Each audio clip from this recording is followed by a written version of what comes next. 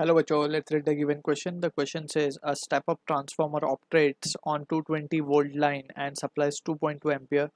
Uh, the ratio of primary and secondary windings is 11 is to 50. The output voltage in the secondary is option 1 220 volt, option 2 100 volt, option 3 1000 volt, option 4 0 volt.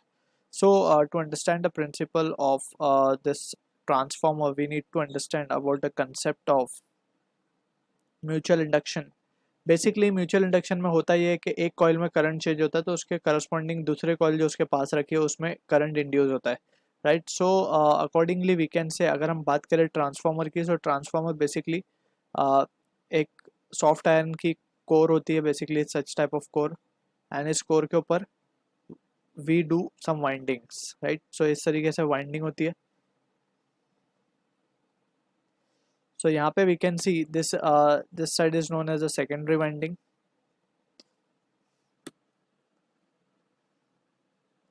and यहाँ पे होती है primary winding जहाँ पे हम supply देते हैं, right. And let's say it is connected to an alternating source.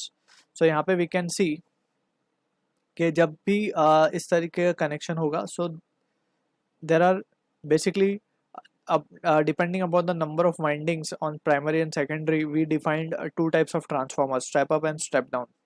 Step up and step down.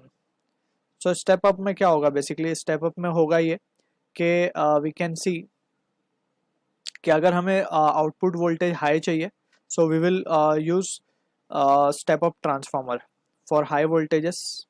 सबसे पहला तो डिफरेंस ये है, राइट. अगर लो वोल्टेज हमें मिल रहे आ रहे हैं और हमें हाई चाहिए, so we will use step up transformer to make the voltage high, ठीक है. अगर स्टेप डाउन चाहिए, सो फॉर स्टेप डाउन किसके लिए होगा, फॉर लो वोल्टेजेस. अगर हमारे पास हाई वोल्टेज आ रहे हैं और अगर हमें उसे लो वोल्टेज चाहिए, डिजायर्ड लो वोल्टेज है, so we will go for using step down transformer. तो ये होगा क्या, स्टेप अप में बेसिकली क्या होगा, number of winding in secondary coil will be greater than number of winding in primary coil.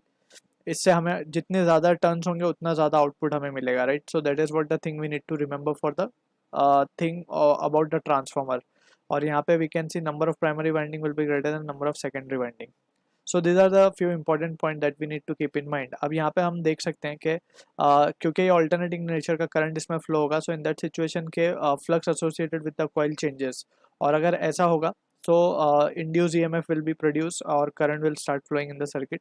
So accordingly we can say जो EMF induce होगा, that is ES is directly proportional to NS, and EP, that is induced EMF across the primary coil, will be proportional to number of turns in the primary coil.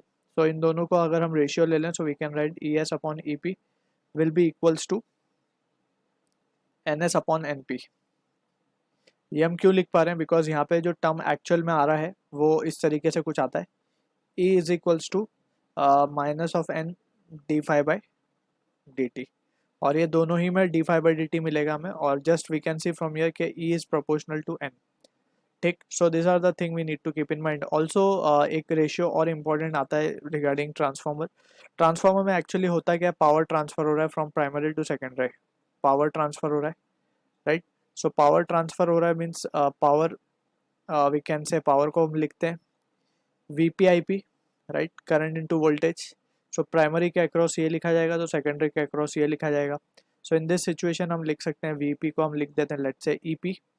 So EP upon ES को हम क्या लिख पाएंगे, IS upon IP, right. So ये एक और important result है that we need to keep in mind, ठीक. अब इसी रिजल्ट्स को यूज करते हुए will answer the given question.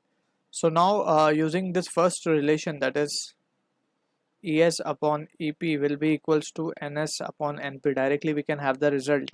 NS upon NP को हम क्या लिख पाएंगे, हमें रेशियो गिवन है प्राइमरी टू सेकेंडरी 11:50, तो ये हो जाएगा 50:11. एंड ES हमें ढूंढना है, EP हमें गिवन है 220. So we can say from here ES की वैल्यू क्या आ जाएगी हमारे पास, it comes out to be 1000 volt. So this is the answer to the question, जो कि मैच होगा हमारा ऑप्शन 3 के साथ.